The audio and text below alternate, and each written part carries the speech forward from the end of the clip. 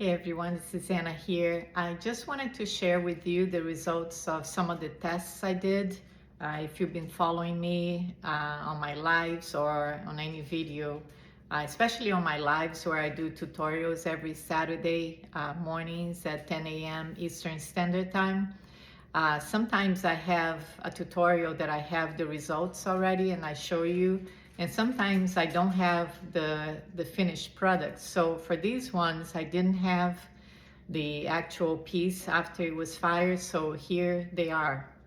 So the first one I showed a video, a tutorial on how I did the outline, mainly showing you the brush that I was using, but I will make another video showing how I painted these. So this is the result of the bis fired. So these are store-bought tiles or coasters. I bought it from Amazon and I will put a link below, but I'm not being sponsored by them. I just came across that and I got it for Christmas and I wanted to try it out because I had very little information on if they could be fired or not in the kiln. So I saw someone had said that it could be fired to a low cone, but no specifics or anything. So I did fire, since I had a bisque firing to do, I did a bisque fire on these and it turned out exactly how I wanted. So these were painted kind of like a watercolor style, very watered down and thin layers. And I will show again how I painted these. But one thing is it comes with 12 round ones and 12 square ones. And I'll show you in a minute here the other ones. So for these ones, they all come with also the cork backing for coasters. But what I like about these is they're very absorbent. So here I have a spray bottle. So let's see here. Hope I'm in focus here. You see how it just gets absorbed right away? You see that? You can almost see sucking up the water. So no water. So this is how I see a coaster should be, because you're gonna put wet glasses of cold drinks or whatever, and water sometimes can drip. And let's see how this here works. It should work just fine. Make sure it's clean on the bottom. And voila.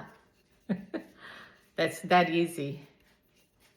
So I would say this is a good find on Amazon.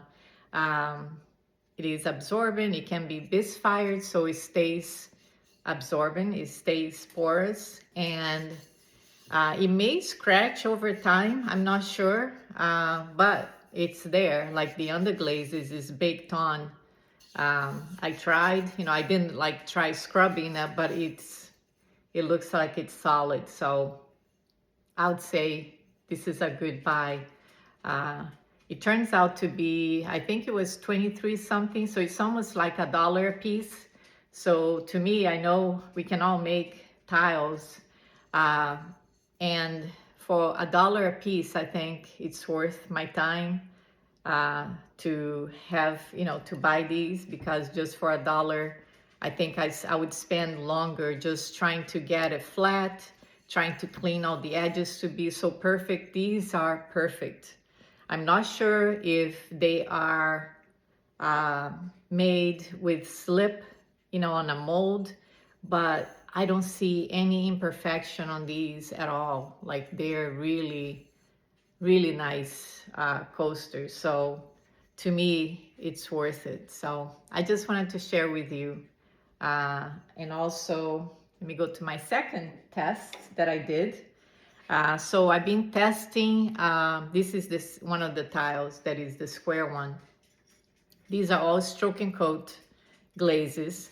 But anyways, what I was testing here is my new oil mixture with black mason stain.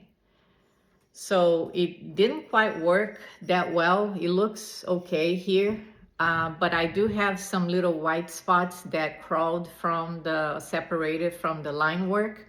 And this happens when there is a little bit too much oil, where because these tiles absorb everything really well, especially when you're painting, you can just see it absorbing.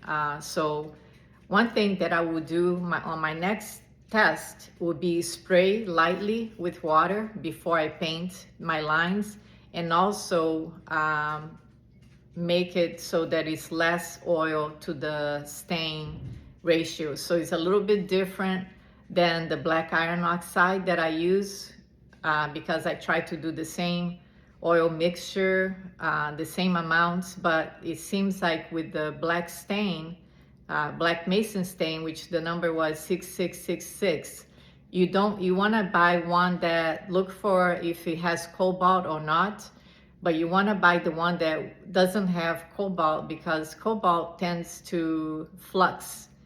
So if you mix that with the one that has cobalt, it may not stay put in place. So that's one of the things that I was looking for.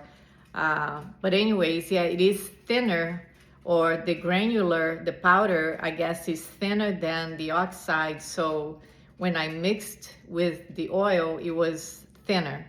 So I should have added more, but I didn't. So that resulted in some little white areas. So, but anyways, I just wanted to, I will make another one, and I follow the same color behind these on the sides as well. So I thought that was a nice touch.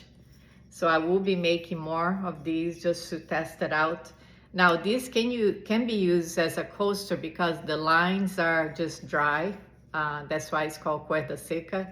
It might absorb some of the water, but not as good as the one when you paint just with underglazes. So, and then I was excited about this one. So this was a tile that I did on another test that I was trying my oil mixture with manganese oxide. And that didn't work well, because when it's low fire, now maybe if you do a high fire, like maybe a mid-range, like on 5 or 6, it might work.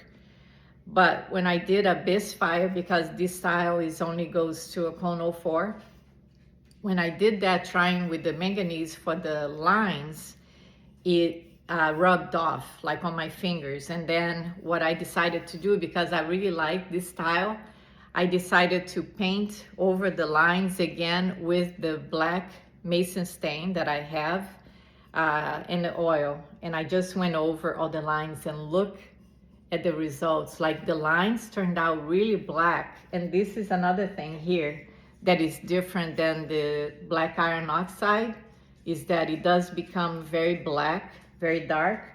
The black iron oxide, it's more like a brown black color, which is okay. But if you're looking for really dark, I'll go with mason stain. So be on the lookout for new tests. I'll be testing next on little cups that I've made. Cuerda seca, I'll be testing this new mixture. And as I always tell my students, if you have taken the class with me, the workshop, I always send an email with anything, because I continue my research on this technique.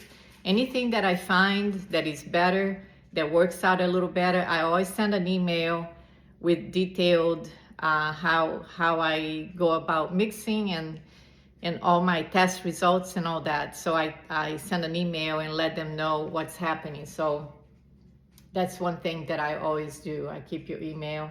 I don't spam you, but I do keep you on the loop of all my research and results and all that.